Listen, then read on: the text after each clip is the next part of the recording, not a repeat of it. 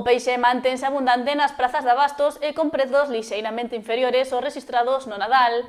Os profesionais apoian os pescadores na folga indefinida que realizarán a nivel nacional dende o luns.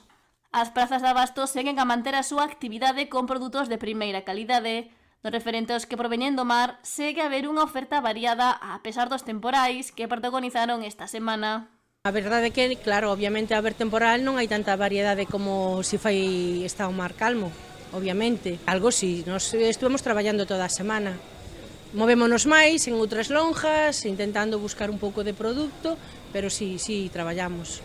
Isto provocou que os prezos sexan un pouco máis elevados do que soe ser habitual. Cando hai mal tempo sempre hai algún peixe que se dispara un pouquiño máis de precio, pero bueno, tampouco nada desorbitado. Os precios caeron bastante en comparación á Navidade. Antes notábase máis, non? Despois das fechas navideñas, pois sempre caían os precios bastante. Ahora non tanto, porque tamén sigue habendo demanda, o tema da restauración, sempre hai pedidos, entonces, bueno, hai cousas, pero sí a verdad que notas a diferencia con respecto ao mes pasado, por exemplo. Sostén que nestas semanas está a haber compradores de peixe, polo que se trata dun produto demandado e consumido pola sociedade. Vexo que cando as cousas teñen un precio razonable, desde logo a xente compra alegremente.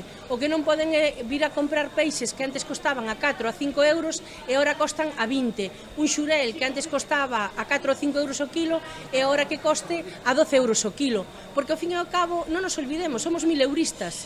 Entonces non che dá para pagar todo, non che dá para pagar os impuestos, non che dá para comer, pero así como pasa no peixe, pois eu creo que está pasando en todo, na carne e en outros sectores. Pero é verdad que cando os precios baixan, a xente anímase a comprar e pode comprar.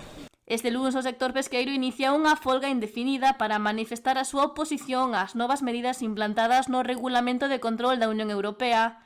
Agárdase que haxa menos peixe nos postos, pero os praceiros apoian os seus compañeiros da cadea pesqueira. Eu non sei que queren facer co sector, nos vamos a apoiar a xente do mar, a todo o que está pasando, porque este é o noso pan de cada día. Entonces, si estos controles e todo isto que queren facer, pois si foran equitativos a todos os sectores e a todo o que pasa en España, pois sería perfecto, pero que deixen traballar a xente un pouquiño, que nos deixen vivir un pouquiño, que xa está ben. Porque para poder pagar os impostos e para seguir generando empleos e que os autónomos sigamos traballando, que nos deixen traballar. Está ben que hai que respetar o mar, está ben que hai que respetar as vedas, está ben que hai que respetar todo, pero me parece que isto xa é un pouco excesivo. Pesca que non só mantén a armadores e mariñeiros, xa que tamén é o motor de outros oficios, dende a conserva ata os praceiros.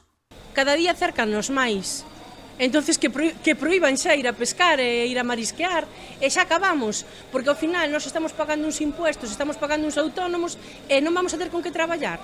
É dicir, nin tanto nin tampouco, habrá que buscar un centro, habrá que falar ca xente do mar, habrá que escoitala, porque realmente os que entenden non son os que están nas oficinas, son os que están no mar traballando, e isto é as persoas que nos teñen que escoitar, os que realmente saben do seu traballo, porque eu cando me vou a operar a un ciruxano non lle digo como ten que seguir a operación, sino que eu escoito como el vai a facer a operación. Pois isto é o mesmo.